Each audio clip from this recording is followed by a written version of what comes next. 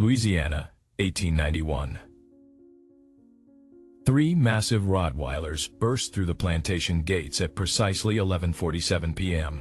Their handler, a man named Jacob Reeves, had given them a single instruction: find the girl, bring back what's left. The dogs weighed 120 pounds each. They'd been bred specifically for this purpose. Their names were Shadow, Fang, and Hunter. They'd never failed a hunt. Not once in 7 years, the plantation owner, William Blackwood, stood on his porch smoking a cigar, confident in the outcome. He expected the dogs back within 2 hours, dragging the remains of a 13-year-old enslaved girl named Sarah. But 8 hours would pass before those dogs returned, and what they brought back would shatter everything Blackwood thought he knew about his plantation, about control, and about the people he claimed to own.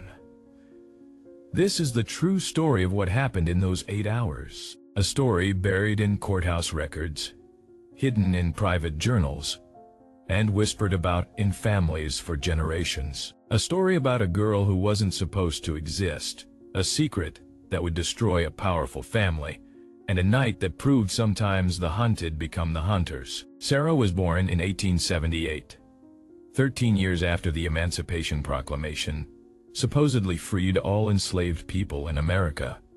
But on the Blackwood estate, deep in rural Louisiana, freedom was just a word that had no meaning. The plantation sat 40 miles from the nearest town, surrounded by dense swampland and thick forests that seemed to swallow sound itself.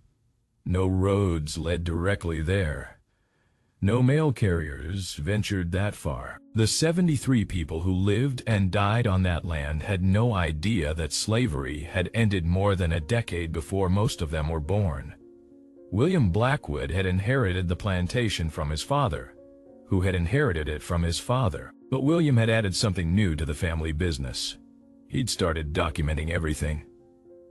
Every birth, every death, every escape attempt. He kept detailed records of his breeding program. Yes, you heard that right. William Blackwood treated the people he enslaved like livestock, carefully selecting who would have children with whom, all in service of some twisted ideology about creating the perfect labor force. Sarah's mother was named Rebecca. She'd been born on the plantation, as had her mother before her. Sarah's father had been sold away when she was 3 years old. She barely remembered his face, but she remembered his voice. He used to sing to her before bed, songs about rivers and freedom, and places where black people lived without chains. Rebecca died when Sarah was 10. Officially it was pneumonia, but the women in the quarters knew better. They'd seen the bruises. They'd heard her crying in the night. They knew what happened to women who resisted Blackwood's breeding program.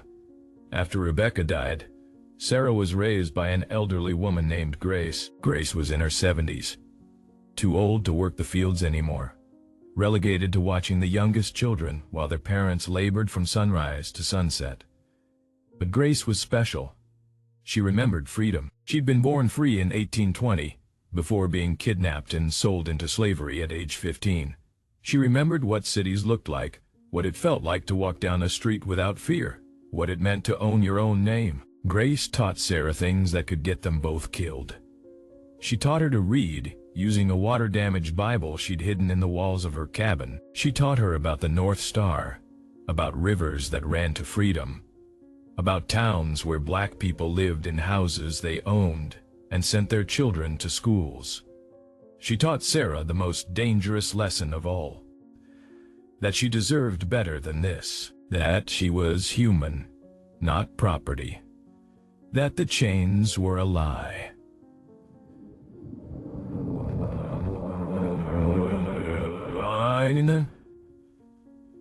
On the night of March 3rd, 1891, Sarah made a decision that would change everything.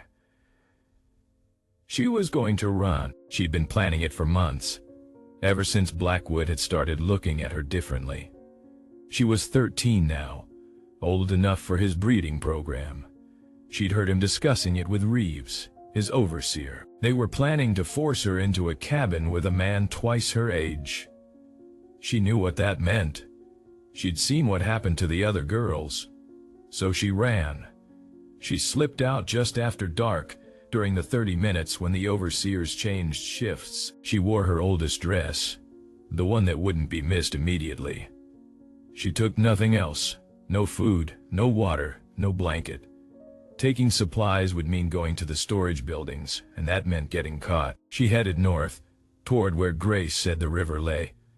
If she could reach the river, she might have a chance. The river led to towns, and towns meant people, and people meant the possibility, however small, of help. But Sarah only made it 3 miles before someone noticed she was gone. A woman named Martha, who slept in the same cabin, woke up to use the outhouse. She saw Sarah's pallet empty. She should have kept quiet. She should have given the girl a chance. But Martha was terrified. Terrified of what Blackwood would do if he found out someone had seen Sarah leave and said nothing. So she woke the overseer. Jacob Reeves was a particular kind of evil. He'd been working for the Blackwoods for 15 years. First for William's father, then for William himself. He enjoyed his job. He smiled when he hurt people. He kept a leather-bound journal where he recorded every punishment he delivered, complete with sketches. When he heard that Sarah had run, he laughed. Actually laughed. Because this was the part he loved.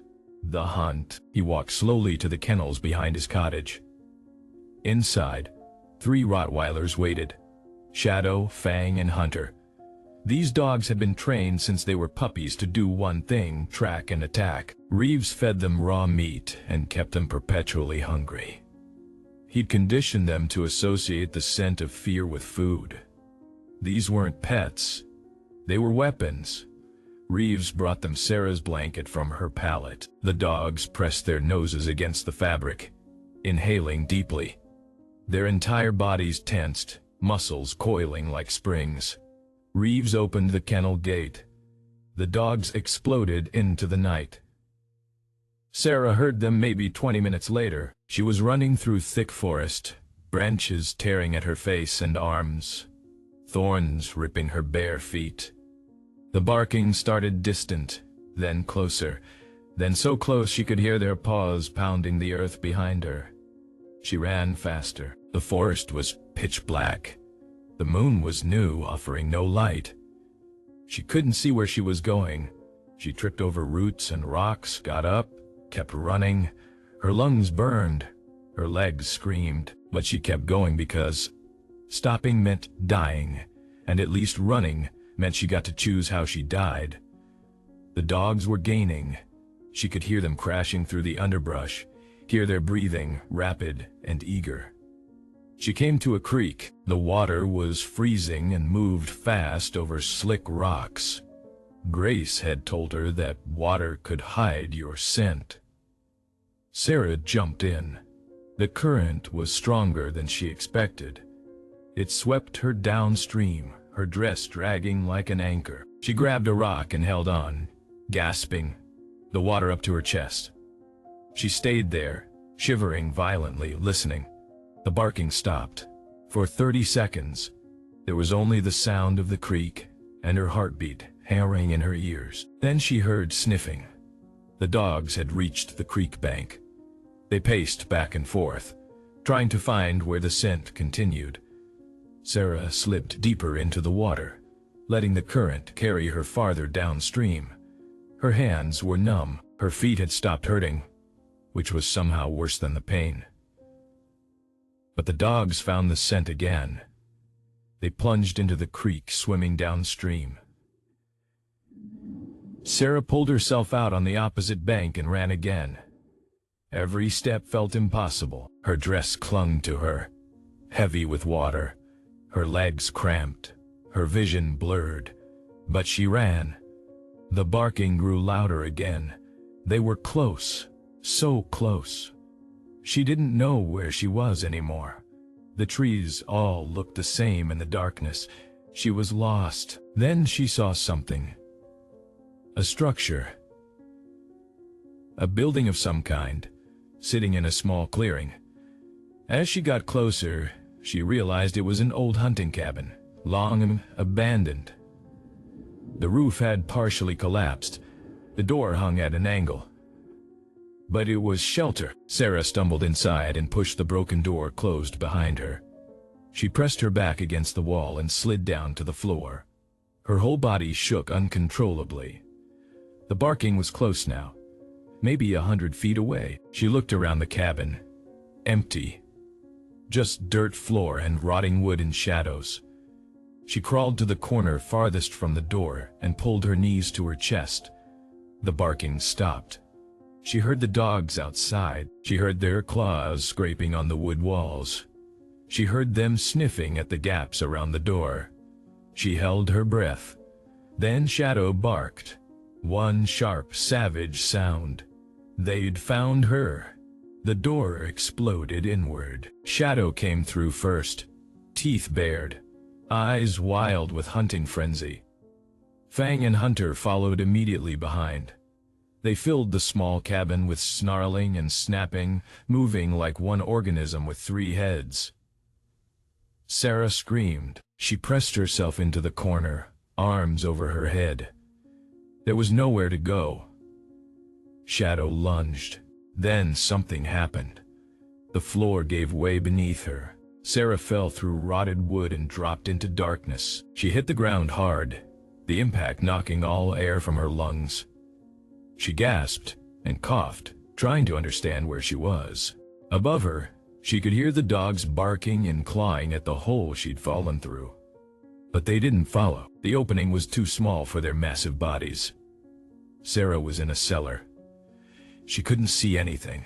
The darkness was absolute. She felt around with her hands. Dirt walls, dirt floor, the smell of mold and decay. But it was deep, maybe 12 feet down. The dogs couldn't reach her. She sat there in the dark, listening to them rage above her. An hour passed. 2. The dogs didn't leave. They stayed at the edge of the hole, barking and growling. Sarah's body ached everywhere. Her feet were bleeding badly. Her dress was still wet and freezing cold. She wrapped her arms around herself and waited. She didn't know what else to do. Then the barking changed. It got quieter, uncertain. The dogs were distracted by something. Sarah heard their claws on the cabin floor above, moving away from the hole. Then she heard something else. A voice. Child. It was a woman's voice. Old and rough, coming from somewhere inside the cabin. Child, you down there? Sarah didn't answer. She didn't know if it was a trick. I ain't gonna hurt you, the voice said. Them dogs is gone. You can come up now. Sarah's throat was too dry to speak. She swallowed hard. Who are you? She whispered. Someone who ain't supposed to be here neither, the voice replied. Come on up. I got water. Sarah hesitated. Then she reached up and found a piece of wood sticking out from the dirt wall. She used it to pull herself up. She climbed slowly, carefully, until she could see through the hole. A face looked down at her. An old black woman with silver hair and deep lines around her eyes. She reached down and helped pull Sarah out of the cellar. Sarah stood on shaking legs. She looked around the cabin. The dogs were gone. The woman stood in front of her, holding a tin cup. Drink, she said. Sarah took the cup and drank. The water was warm, but it was the best thing she'd ever tasted. She drank until the cup was empty. Where did the dogs go? Sarah asked. The woman smiled. It wasn't a happy smile. It was sad and knowing. I sent them away, she said. How? Same way I've been sending away everything that comes looking for me. I know things. Things that scare dogs. Things that scare men too. Sarah stared at her. "Who are you?" "My name is Esther," the woman said. "I've been living in these woods for near about 50 years. I was enslaved once, long time ago. I ran. They sent dogs after me too, but I learned how to survive out here. I learned how to hide. And I learned how to fight back in ways they don't understand." Sarah's legs gave out.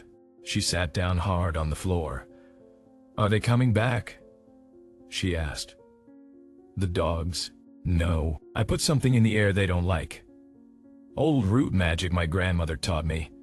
But the men will come eventually. They always do. What do I do?" Esther knelt down in front of her.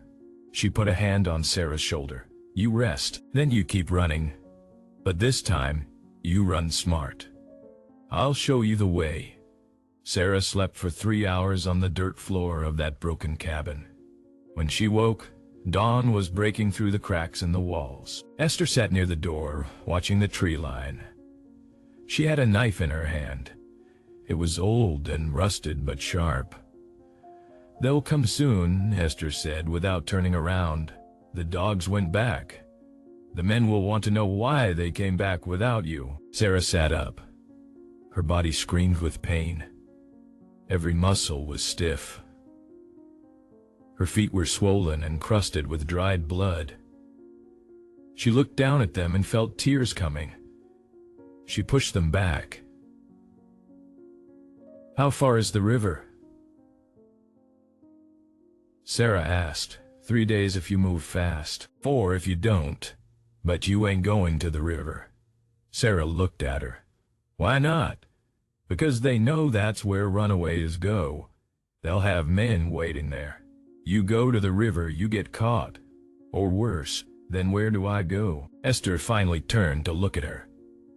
Her eyes were hard but not unkind. "North. There's a settlement about 5 days from here.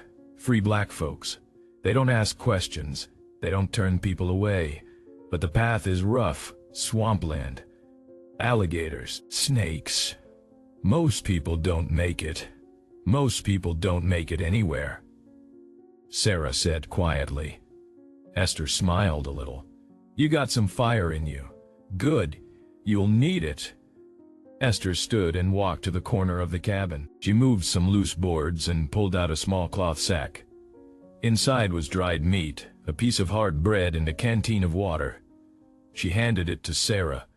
"This will get you through 3 days if you're careful. After that, you got to find food yourself. You know what plants you can eat?" Sarah shook her head. Esther sighed.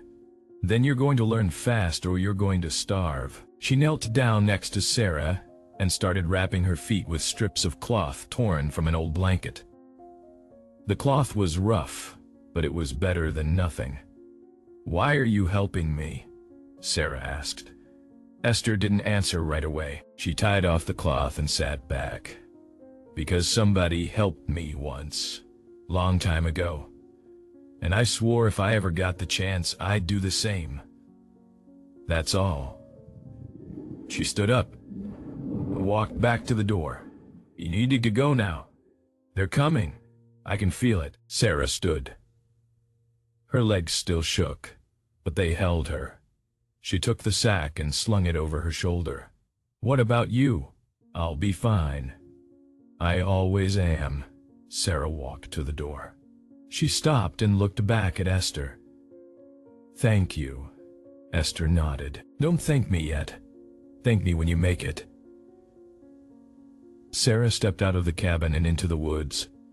The morning air was cool and damp. Birds were starting to sing. For a moment, it almost felt peaceful. Then she heard it. Voices. Men's voices. Men's voices. They were far away but getting closer. She ran.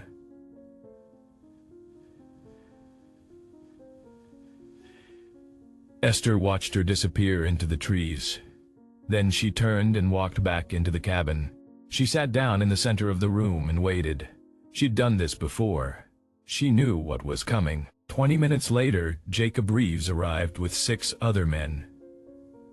They had guns and torches even though it was daylight. They surrounded the cabin. Reeves kicked the door open and stepped inside. He saw Esther sitting there, calm as anything. "Where is she?" he demanded. "Where's who?" Esther asked. Reeves raised his rifle and pointed it at her face. "The girl. The dogs tracked her here. Where is she?" Esther looked at him like he was a child throwing a tantrum. "Ain't no girl here. Just me, and I've been here alone for years. Your dogs must have lost the scent." Reeves looked around the cabin. He saw the hole in the floor. He walked over and looked down into the cellar. It was empty. He turned back to Esther. "You're lying. Believe what you want. Don't make it true." One of the other men stepped forward. "Jacob, we're wasting time. The girl's long gone. Let's go." Reeves stared at Esther for a long moment. Then he lowered his rifle. "If I find out you helped her, I'll come back. And I won't be kind." Esther said nothing. Reeves and his men left. Esther listened to their footsteps fade into the distance. Then she stood up, grabbed her knife, and walked out the back of the cabin. She had her own running to do now. Sarah moved through the woods as fast as her wrapped feet would let her. Every step still hurt, but the cloth helped. She followed the direction Esther had pointed her toward. North, toward the swamp, toward something that might be freedom or might be death. By midday, the trees started to change. They grew thicker, darker. The ground became soft and wet. She could smell the swamp before she saw it. It smelled like rot and standing water and things that had died a long time ago. She stopped at the edge and stared. The swamp stretched out in front of her like a black mirror. Trees rose out of the water, their roots twisted and gnarled. Moss hung from branches like tattered curtains. The water was still. Too still. She knew what that meant. Alligators. She had 2 choices. Go through the swamp or go around it. Going around would take days she didn't have, so she stepped into the water. It was warm. It came up to her knees, then her waist, then her chest. The bottom was soft mud that sucked at her feet with every step. She kept her arms above the water and moved slowly. She didn't want to make noise. She didn't want to attract attention. Something brushed against her leg. She froze. She looked down but couldn't see through the murky water. She waited. The thing moved away. She kept walking. It took her 4 hours to cross the swamp when she finally pulled herself onto dry land on the other side. She collapsed. Her whole body shook. The cloth wrappings on her feet had come loose and floated away somewhere in the water. Her dress was covered in mud and slime. She smelled like death. She lay there for a long time. The sun was setting. She knew she needed to move, needed to find shelter before dark. But her body wouldn't respond. She was so tired, so hungry, so broken. Then she heard something. Footsteps. She forced herself to sit up. A figure emerged from the trees. A man. He was black, tall, carried a walking stick. Sarah's heart sank. She tried to stand, but her legs wouldn't work.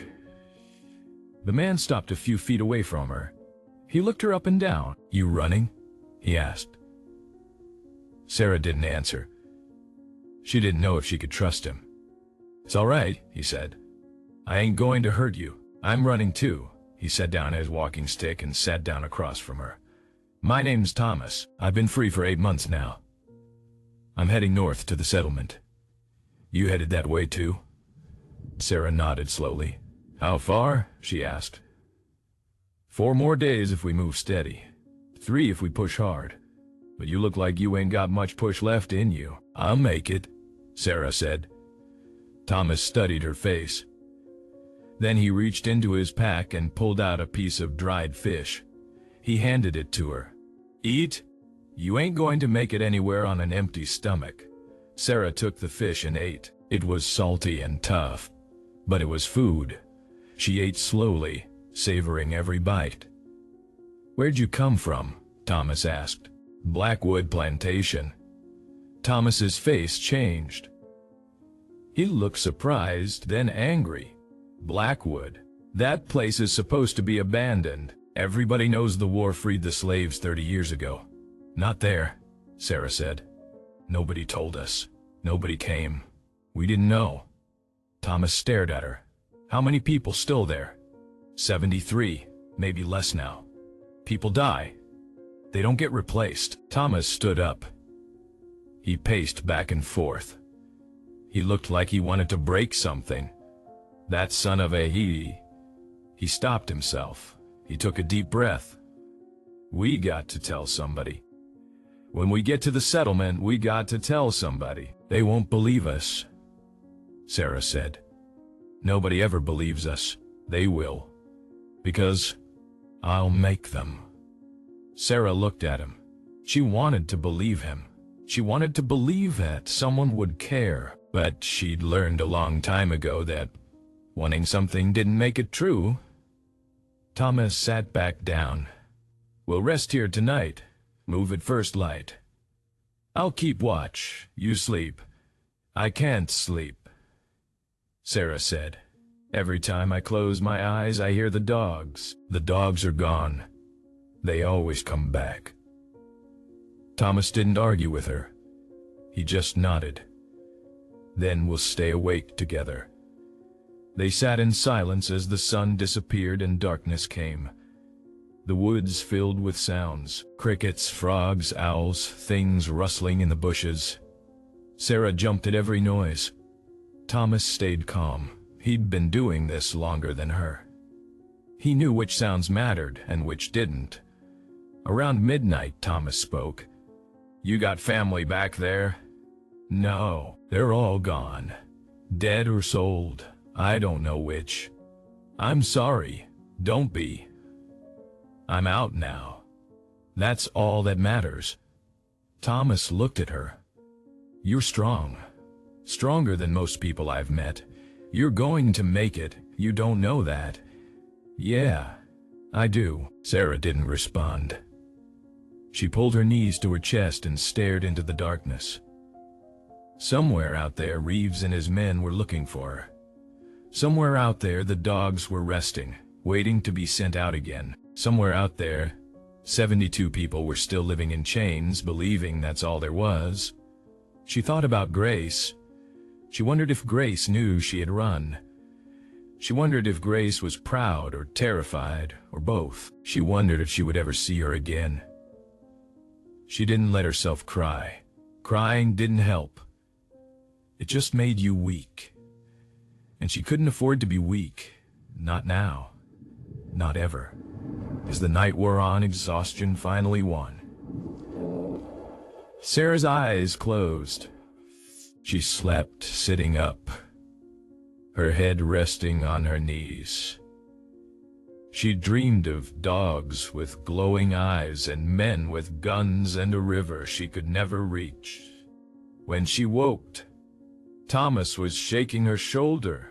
"We got to go," he said. "Now, what's wrong?" I heard voices about a mile back. "They're coming this way." Sarah stood. Her feet screamed. She ignored them. "How many? Don't know. At least 4, maybe more." They grabbed their things and started moving fast. The sun was just starting to rise. The woods were gray and shadowy. They moved north, pushing through thick brush and over fallen trees. Behind them, the voices got louder. "There. I see tracks. This way." Sarah and Thomas ran. Her feet were bleeding again. Every step left a red mark on the ground. She knew they could follow that. She knew they were leaving a trail. But there was nothing she could do about it. They came to a ravine. It was deep and narrow, with steep sides. A small stream ran at the bottom. Thomas looked at Sarah. "We got to jump." "I can't." "Yes, you can. On 3, 1, 2, 3. They jumped. Sarah hit the ground hard and rolled. Pain shot through her ankle. She bit down on her tongue to keep from screaming. Thomas landed next to her and immediately pulled her to her feet. "Keep moving." They stumbled along the bottom of the ravine, splashing through the stream. The water was cold. It felt good on Sarah's burning feet. They moved as fast as they could, but Sarah was slowing down. Her ankle was swelling. She was limping badly.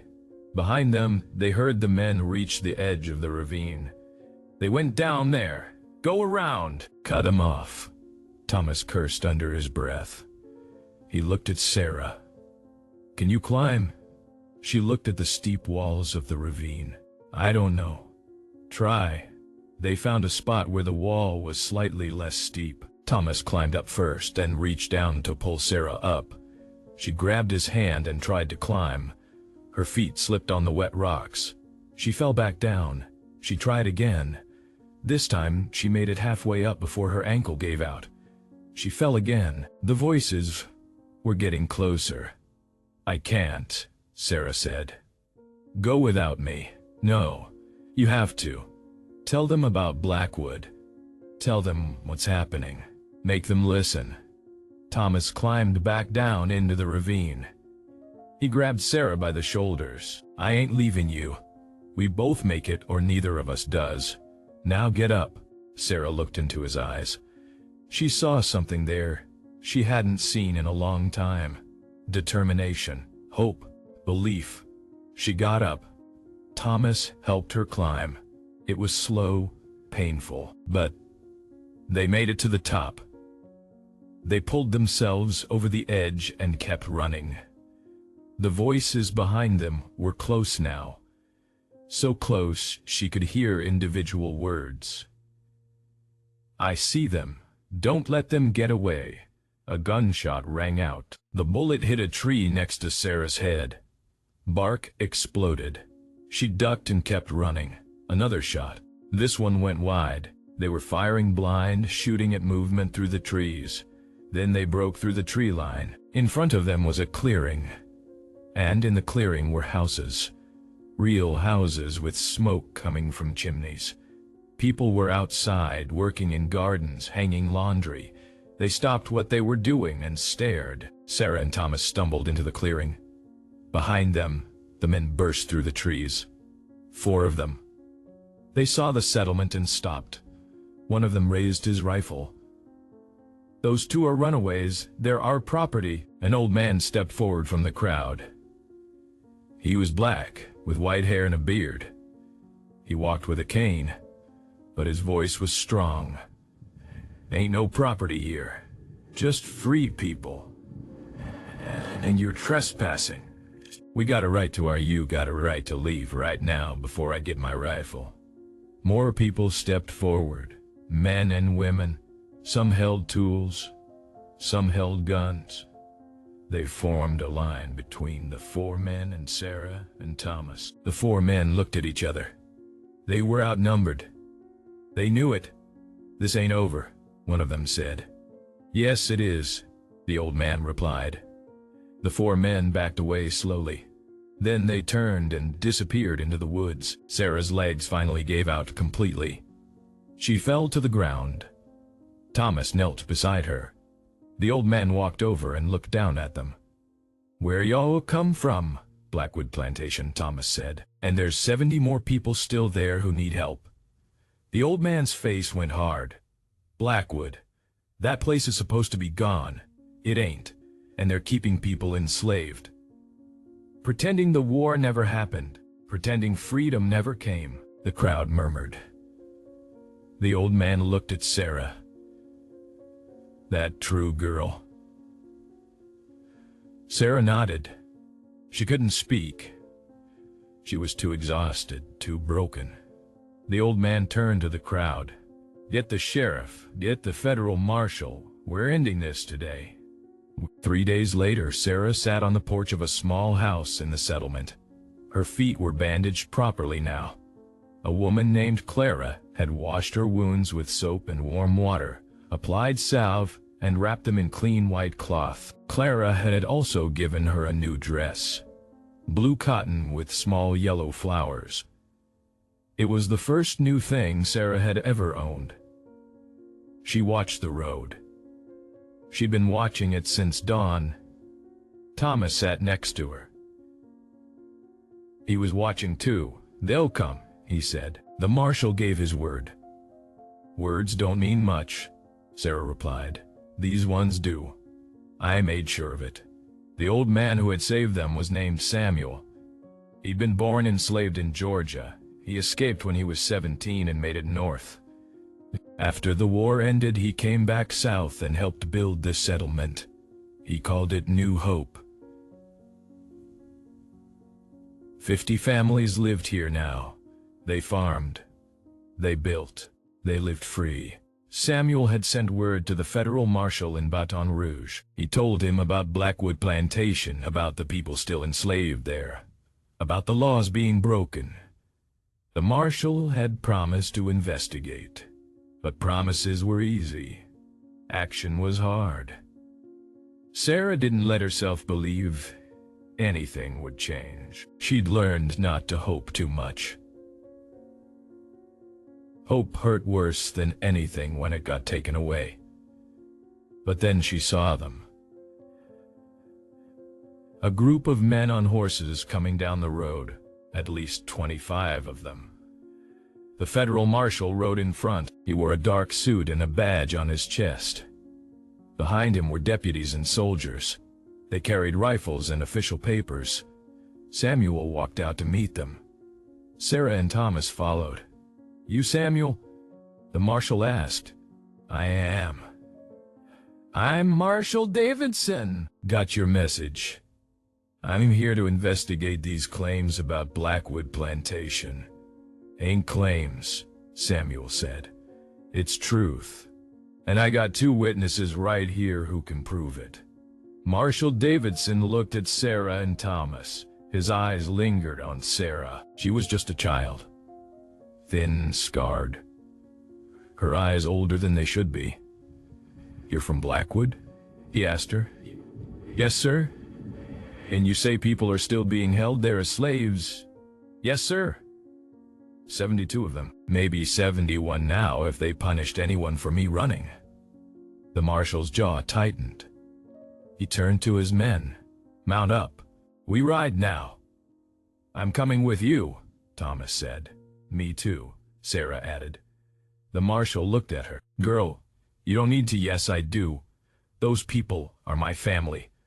They need to see that somebody came back. They need to see that somebody cared." The marshal studied her for a moment. Then he nodded.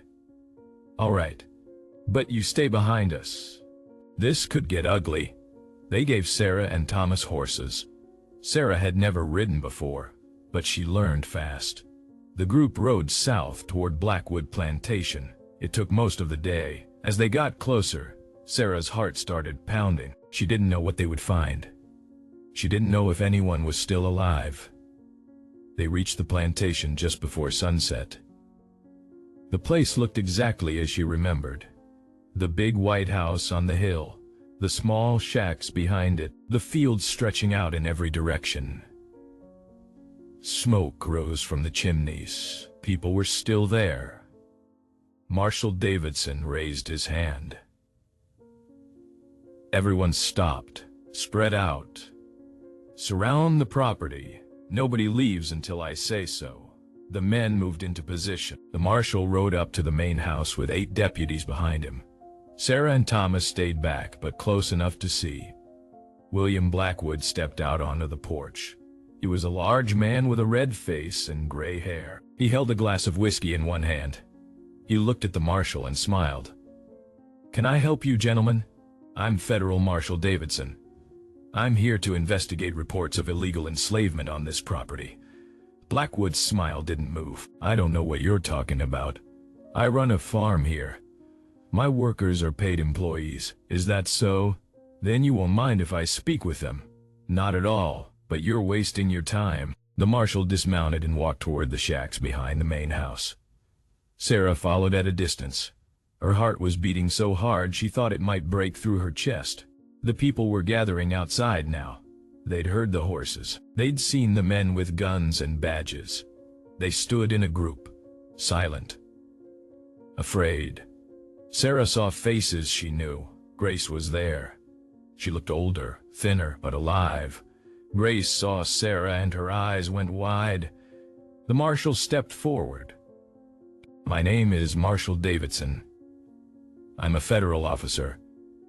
I need to ask you all some questions. Are you being held here against your will?" Nobody spoke. They looked at each other.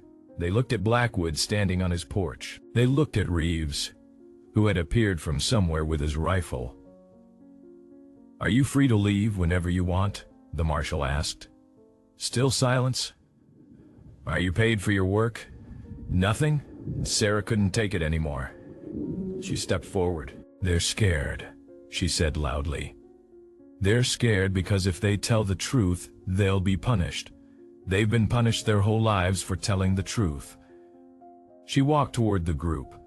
Grace reached out and grabbed her hand. "Sarah," Grace whispered. "Child, what are you doing?" "What I should have done a long time ago." Sarah turned to face Marshal Davidson. "These people have been enslaved here since before I was born. Mr. Blackwood's father started it.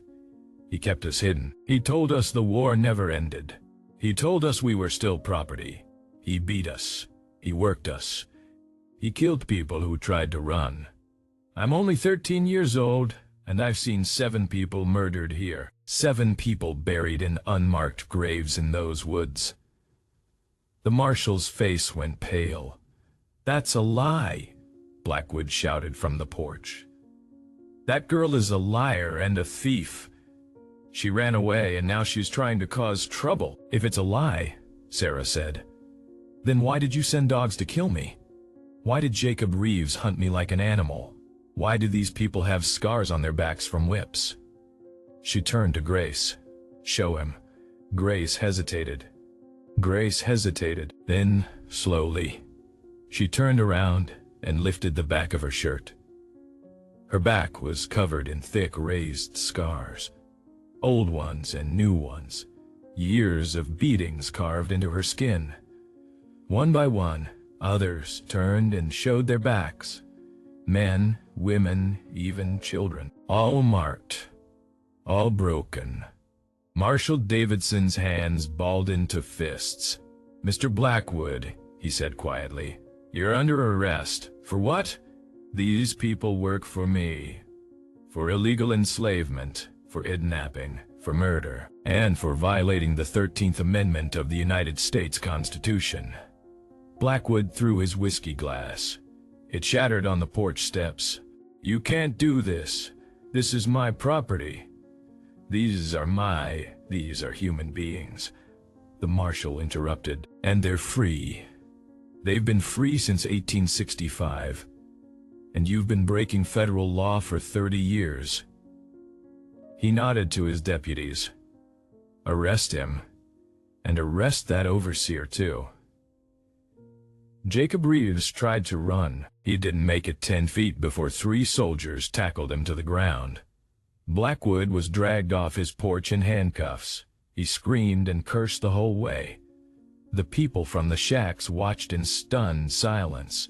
Then someone started crying, then someone else. Then everyone. They weren't sad tears. They were something else. Relief, disbelief, fear, joy, all mixed together. Grace pulled Sarah into her arms and held her tight. "You came back," Grace whispered. "You came back for us." "I promised myself I would," Sarah said. "If I made it, if I survived, I'd come back." The marshal approached them. "Miss, I'm going to need statements from everyone here. It's going to take time, but I promise you justice will be served. These men will face trial, and all of you will be compensated for what was done to you." "We don't want money," Grace said. We want to be left alone to live our lives. You'll get that too. I give you my word." Over the next 4 days, the marshal and his men documented everything. They took statements. They found the graves in the woods. They collected evidence. They arrested 4 more men who had helped Blackwood maintain his illegal operation. The people of Blackwood Plantation were given 2 choices. They could stay and work the land as free people with ownership rights, or they could leave and go wherever they wanted. Most chose to stay. It was the only home they'd ever known, but now it would be theirs. Samuel helped them set up a council to govern themselves. He helped them file the legal paperwork to claim ownership of the land. He helped them understand what freedom actually meant. Sarah chose to stay too, not at Blackwood. She couldn't live there anymore. Too many ghosts, too many memories. But she stayed at New Hope. Clara and her husband took her in. They treated her like a daughter. Thomas stayed too. He and Sarah became close friends. He taught her to read properly. She learned fast. Within 8 months, she could read better than most adults. She read everything she could find. Books, newspapers, legal documents. She wanted to understand the world. She wanted to make sure no one could ever lie to her again. William Blackwood's trial took place 10 months later. Sarah testified. So did Grace. So did 15 other people from the plantation. The jury deliberated for less than 3 hours. Guilty on all counts. Blackwood was sentenced to 25 years in prison. He died there after 2 years. Heart attack. Jacob Reeves got 20 years. He served 15 before being released. He disappeared after that. Nobody knew where he went. Nobody cared. The 3 Rottweilers were never found. Some people said they ran wild in the woods. Others said they were put down. Sarah never asked. She didn't want to know. 6 years after her escape, Sarah stood on the porch of her own small house in New Hope. She was 19 now, taller, stronger. The scars on her feet had faded, but never disappeared. She wore them as reminders. Grace lived 3 houses down. She was older now, but healthier. She smiled more. She had started a small garden and spent her days tending it. She said it felt good to grow something for herself instead of someone else. Thomas had married a woman from the settlement. They had twin girls. Thomas worked as a carpenter and helped build new houses as more people arrived. New Hope was growing. Sarah worked as a teacher. She taught children to read and write. She taught them their rights. She taught them their rights. She taught them their history. She made sure they knew what had been done to their grandparents and great-grandparents. She made sure they knew what freedom cost. One evening, a young boy came to her after class. "Miss Sarah," the boy said, "is it true you ran from dogs?" "It's true." "Were you scared?" Sarah knelt down to look the boy in the eyes. "I was terrified every second, but I ran anyway. You want to know why?" The boy nodded. "Because being scared don't mean you can't be brave. Being scared just means you're still alive. And as long as you're alive, you can choose. You can choose to give up, or you can choose to keep going. I chose to keep going, and that's what made all the difference." The boy smiled and ran off to join his friends. Sarah watched him go. She thought about that night 6 years ago. The dogs, the darkness, the terror. She thought about the choice she made, the choice that changed everything. She thought about the 72 people who were finally free because one 13-year-old girl decided she would rather die running than live in chains. She thought about all the people whose names would never be known, all the people who ran and didn't make it, all the people who died believing freedom was just a lie. And she made herself a promise, the same promise she made every day, to remember them, to honor them, To make sure their suffering meant something, to make sure it never happened again. The sun set over New Hope. Smoke rose from chimneys. Children played in the streets. People sat on their porches and talked and laughed. It wasn't perfect. Nothing ever was. But it was theirs, and it was free, and that was everything.